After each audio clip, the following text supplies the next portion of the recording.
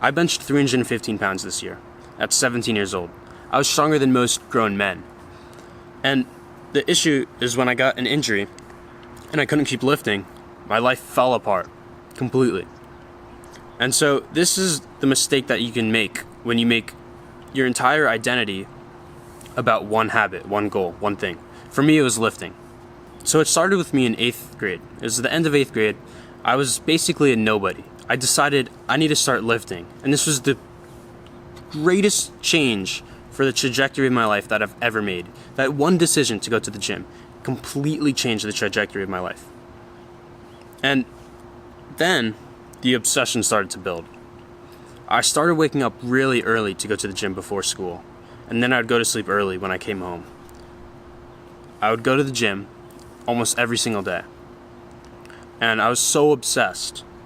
This was my whole life. I mean, all these years, I was 14 years of me doing like nothing, zero dedication. I finally found something, it clicked.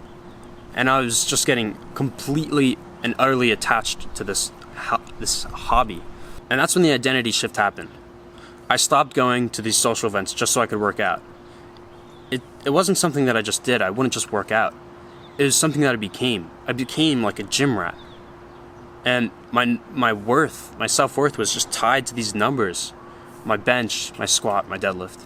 And the thing is, I was validated so much for it. I mean, I would go to the gym all the time. People were saying, you're working out so hard, you're doing great. And I hit 225 bench. People started complimenting me. And I was getting validation, finally, for something that I did for the first time. But here's the problem. I mean, I was playing tennis at the time before. I was playing most of high school. I stopped in 11th grade. And I worked out every single day for 2 months. And that's when the injury happened. It's in my tennis elbow, and I'll make a video about how you can heal it in the future. But I got a really bad injury after working out for 2 months with 0 rest days. What was crazy is that I was planning on just keeping that pace. I was working out every single day. And my bench went up like 30 pounds in those 2 months, like an absurd amount. And then once I got injured, I had to take weeks off. And it was like something cracked in me. It was like putting a piece of pottery into a kiln and then like cracking it.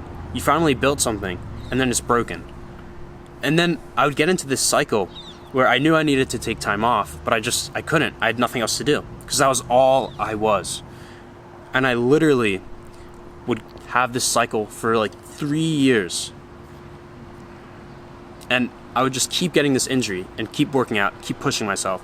And finally, when I looked at my life and I decided I needed to do something else, and I was able to actually take time to let it heal, that's when it actually fixed. But the thing is, my life started on a downward spiral when I had this injury.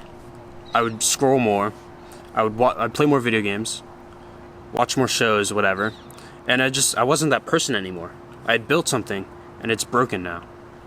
And that was the problem, is my identity was tied to one thing. And the things that I missed while I was obsessing is I didn't fully develop social skills. I wasn't reading. I didn't explore anything else.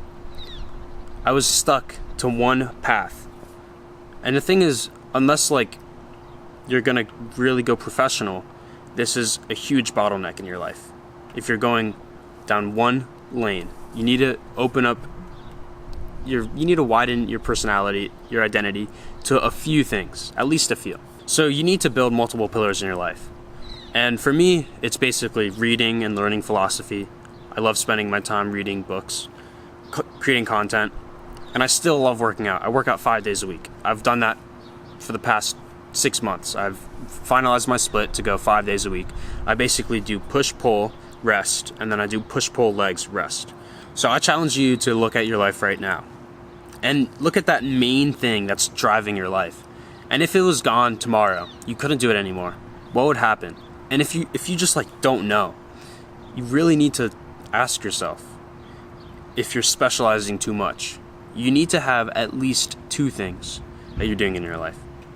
And if not, then you have a serious all eggs in basket risk. That's basically what it is. And I still love lifting. I still train hard constantly. It's just not all who I am. I'm not just a lifter. I do all these other things. And that's where true strength came from for me. Remember, the path is yours.